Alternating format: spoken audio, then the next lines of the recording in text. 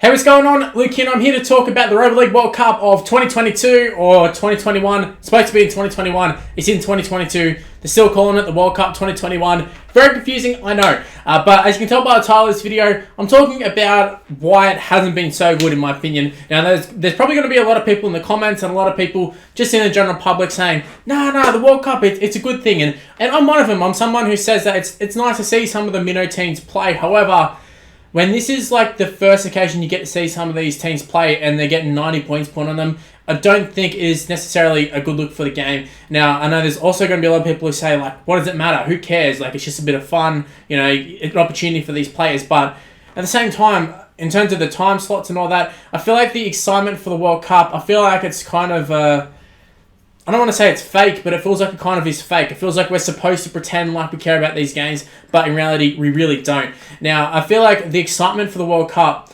for me, like I was super excited going into it, and I feel like that all just got killed in like the first time when England played Samoa, and Samoa got absolutely towed up. All of that excitement of can someone beat some of these top sides like your Samoa, like your Tonga, and then England just come out and absolutely smash Samoa. And England were one of the sides we're looking at as a team that wasn't really that good. Maybe the home crowd can get them going, but it was going to be Samoa or Tonga to really push Australia and New Zealand. And then all of a sudden they come out and get absolutely demolished in the first game, and you're like, how are they getting beat that bad? Like, this is a lot of the same Penrith side. Like, I know, like, it's not like a top side, but you look at that side, it's still a very, very good side. I made them on Rugby League Live 4. The forward pack is gun.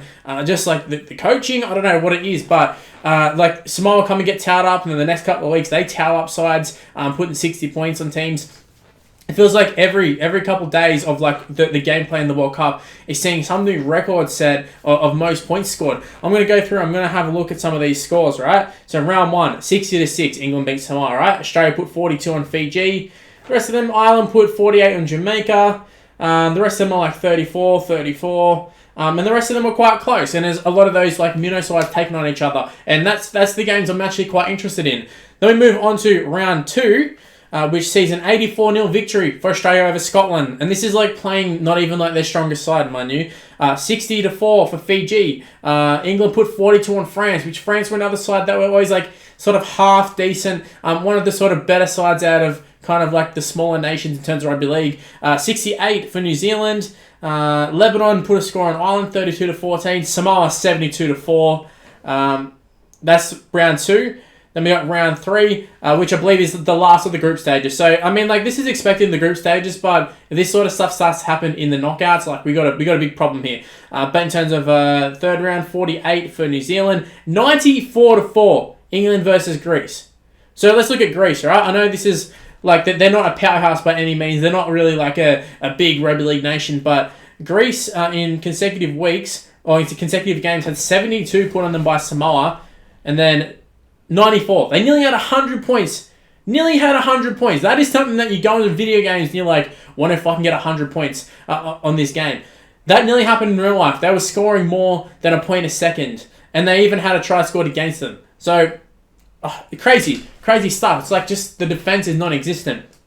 And mind you, I am aware that these are like countries that, a lot of them are reserve graders or guys who are, working 9 to 5s and then coming over and playing. I understand that. I really do. Australia, 66-6 over Italy. Lebanon, 74-12 over Jamaica. Lebanon put 74 points on Jamaica.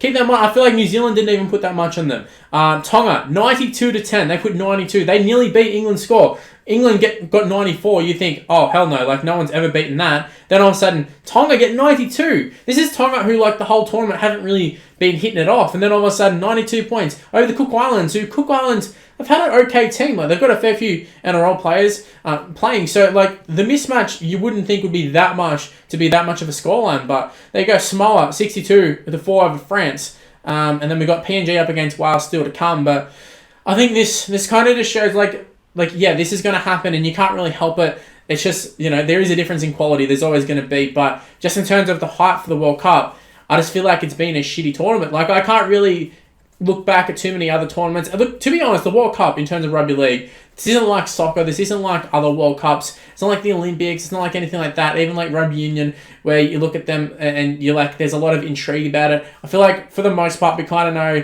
Australia, England, New Zealand are the top sides, and one of the three is going to, well, two of the three are going to play each other in the grand final, just depending on where they are in terms of like the group stages and all that sort of stuff. And then in the last couple of years, Tonga sort of come along, and this year Samoa. And then what my point earlier was that Samoa got smashed in the first game by England, and I was like, oh, here we go, same old shit.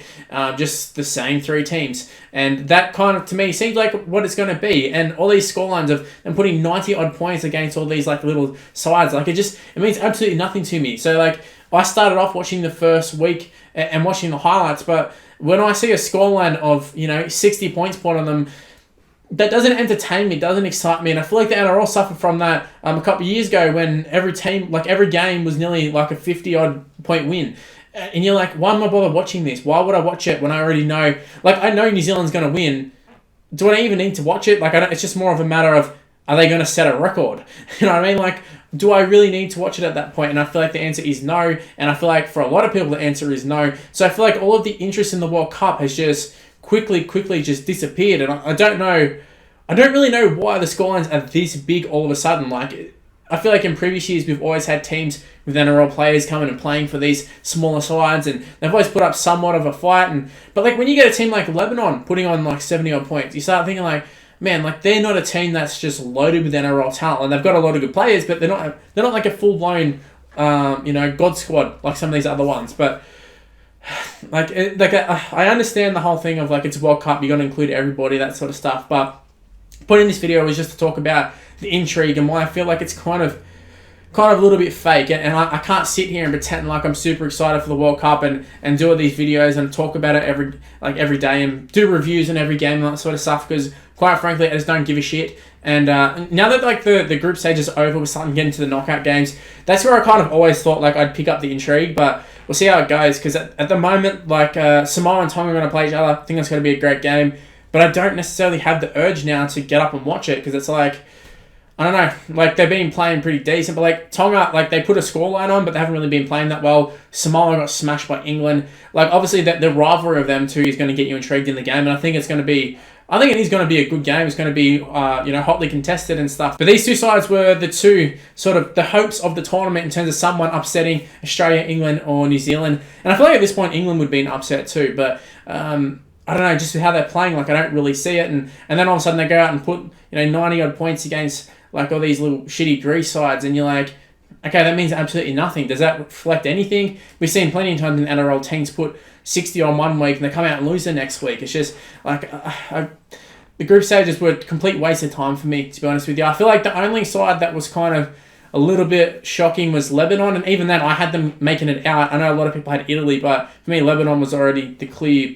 better side, like with Carraz and Mitchell Moses and all that sort of stuff. But yeah, they were like the only real sort of side that kind of is playing above maybe their standards. I don't know, but everyone else is kind of just winning, and so far been a bit of a waste of time. But I'm hoping in the back half of the tournament, I'm hoping things spice up a little bit. But just, I feel like gone are the days where I was interested to see, like, oh my God, who's playing for Italy? I remember back in the day, I was like, oh, Matty John's boys are playing for Italy, like Craig Gower played for Italy, all these like random players coming back and playing for these smaller sides, but not the case. Like James Tedesco played for Italy, but yet like I don't have that interest at all, and I don't know if it's because it's in England as well on time difference, and I'm like, I'm not going to get up at 5 o'clock to watch this game, whereas if it was on at 7 o'clock at night, maybe I would watch it. So that probably is a big part of it, but look, it is what it is, and hopefully the second half of the tournament is a lot better. But guys, let me know in the comment section below, what are your thoughts of the World Cup so far? I think it's been pretty trash, but I feel like there's going to be a lot of people who disagree, so let me know in the comment section below, what are your thoughts of the World Cup? Anyways, I'm going to end things here. Hopefully you guys did enjoy that video. Hopefully you're enjoying it a little bit more than I am the World Cup. So go ahead and smash the like button and subscribe to the channel if you're new around here. Also make sure to use the notification bell. Don't rely on the sub boxes. Use the notification bell and never miss any of my videos. Also, you're at it, go ahead and chat me and follow on social media. It's on the screen right now. It's Mr. Luke and YT for the most part. My Facebook's Mr. Luke, but everything else, including Snapchat, including TikTok, is Mr. Luke and YT. Give me a follow, give me an ad. And that's where I'm going to end things here. Guys, thanks for watching. Stay tuned for more content on the channel. Surprisingly, I'm going to be doing some more Rugby League World Cup content in terms of, some of the finals and that sort of stuff. But yeah, stay tuned for that. And stay tuned for just more videos in general. So, guys, I'm going to end it here. Thanks for watching. I'll see you in the next one. See yous.